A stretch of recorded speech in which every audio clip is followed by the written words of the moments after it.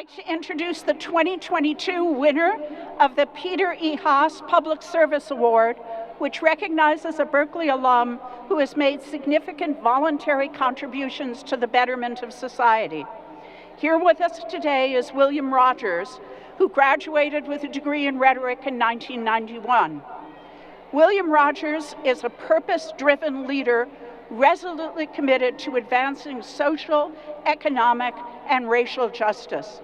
With broad business, nonprofit, government, and foundation experience, he has devoted his career to creating stronger, more connected, and equitable communities.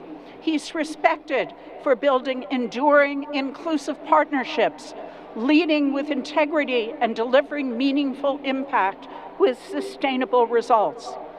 As president and CEO of Goodwill, San Francisco Bay, William is leading the revitalization of the 106-year-old nonprofit and employment social enterprise.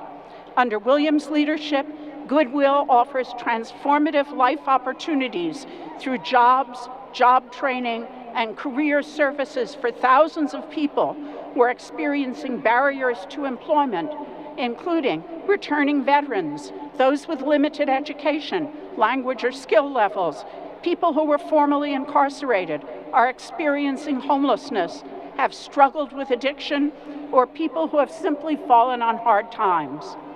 Under William's direction, Goodwill San Francisco Bay has fully invested in environmental sustainability practices, such as diversion of tens of millions of pounds from landfills every year, reuse of textile and electronic waste, and the deployment of an e-truck fleet that reduces carbon emissions by 400 tons each year. William's recent TEDx talk, "What Are You Doing with That Water in Your Closet?" presents practical ways for everyone to reduce negative impacts on the environment. And now, please direct your attention to the video boards. So I want to tell you a story about an employee at Goodwill. They had a really rough upbringing. They wound up leaving home as a 16-year-old on the street for many months while they waited to get shelter. Through work and education, tried many different things, and they weren't able to succeed. And then that person wound up being able to turn their lives around. That person is now the president and CEO of Goodwill.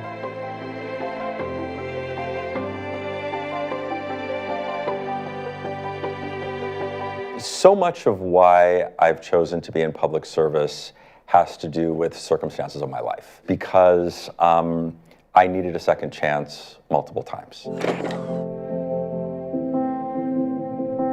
I started community college 4 times, and I dropped out 4 times. And there was always this counselor there who was awesome, and he would just say, "You're just not ready yet. Just don't give up." And the 5th time that I started, I don't even know why, but it clicked. I got pushed to run for student body president, and I did, and I won. I got into 2 schools. I got into UCLA and UC Berkeley. And so I had to make a choice. I always loved Berkeley. I always loved the freedom of thought. I felt like it was a place that I could be who I am.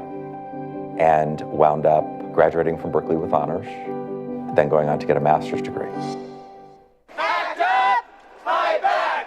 Fight! I thought I was going to law school, and then in 1989, my uncle died of AIDS.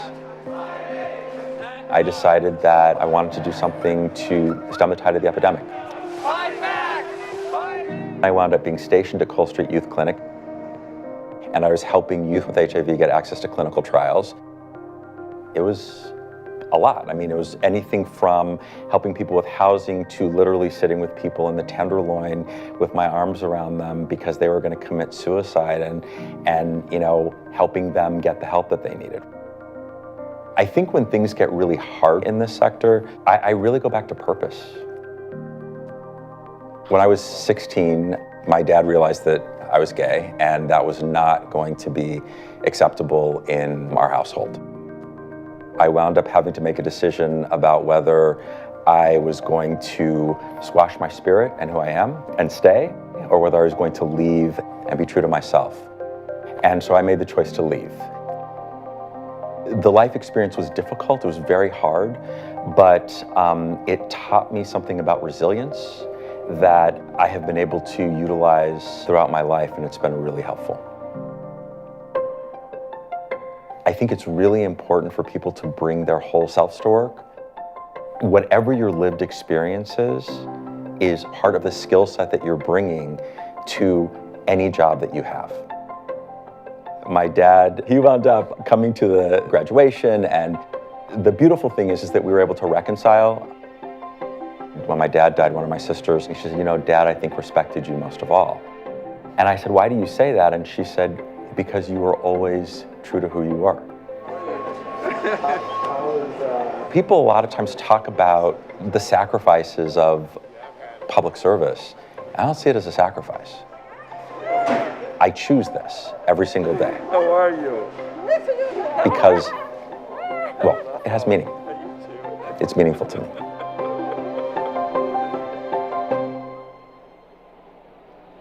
Please join me in welcoming William Rogers.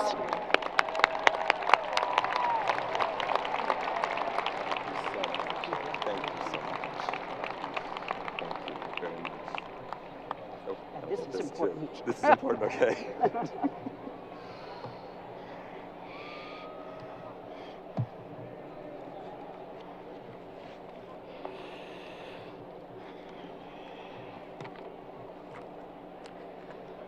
So thank you. Thank you, Chancellor Christ.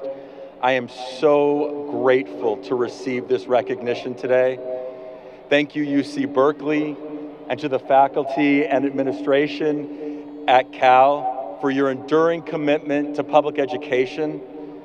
I want to thank Lonnie Hancock and Tom Bates for nominating me, and I want to especially thank the Haas family for your unwavering commitment to community service. And graduates, all of your hard work and persistence has paid off. Today is your day to finally take it all in. You are graduates of UC Berkeley. Yes.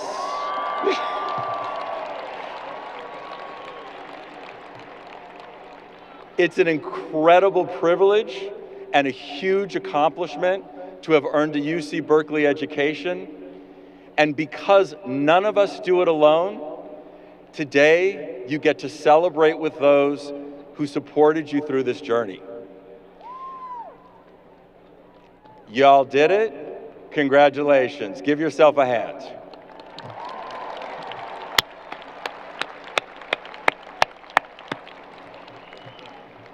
Now, you know this already, but we are living in extraordinary times.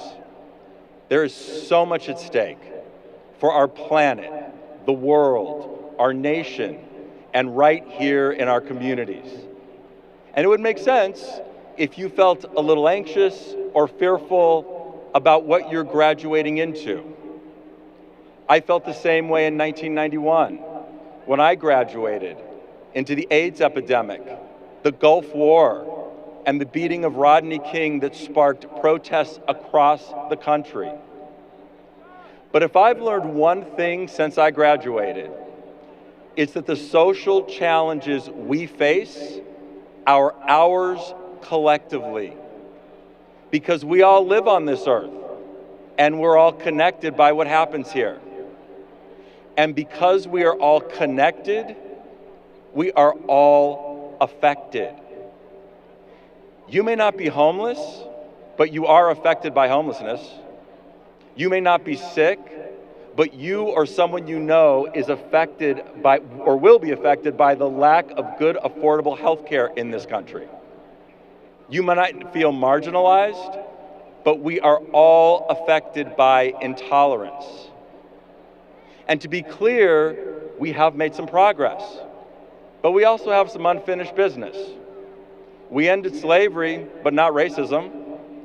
Same-sex marriage is legal, but anti-trans legislation is exploding. Women got the right to vote, but now may lose the right to choose.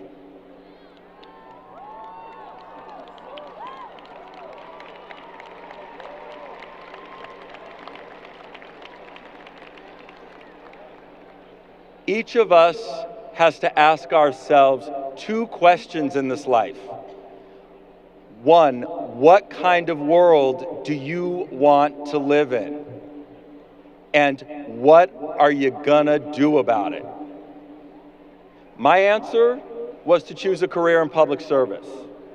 I've worked in nonprofit, for-profit, philanthropy, and government, and I've found my home in the nonprofit sector at Goodwill of the San Francisco Bay. And you know what I love about working there? I love that our primary purpose is to hire people who need a second chance. That that others won't hire because they were formerly incarcerated, or they're unhoused, or they have limited skills or education levels. I love that we give our items a second life and divert tens of millions of pounds from landfills every single year. And I especially love that the entire community participates in changing people's lives and protecting our planet with one simple act: donating items they no longer need. So I chose a career that allows me to positively contribute to two of the things that I value most: people and our planet. So what do you value? What matters to you? What social challenges are you willing to participate in to help solve? And I'm not here to convince you to take a job in public service, although I would love it if you did. What I am asking, and what I'm asking all of us, is to embrace a public service mindset. Because it doesn't matter where you work or what industry you're in, you can champion something that makes our world better from wherever you sit. You can find something you can do, big or small, for the greater good. And you know what? You don't have to save the whole world. You can simply make a difference in a life. Contrary to what people will tell you, public service is not a selfless sacrifice. It is exactly the opposite. It's in all of our self-interest. It's about focusing on our communities and working collectively to make improvements so we all benefit. It's about creating a world that we want to live in, where there's safety and belonging for all of us. You are graduating into a world with a unique set of challenges, but you're also bringing a unique set of talents, curiosity, energy, creativity, technology, and new thinking to propel us forward. And I believe, in fact, I know, that the world is more than ready to listen to you. When I was homeless and sleeping on park benches at 16 years old, the only thing I had was hope. And that is what kept me going. And hope is the one thing you must never lose.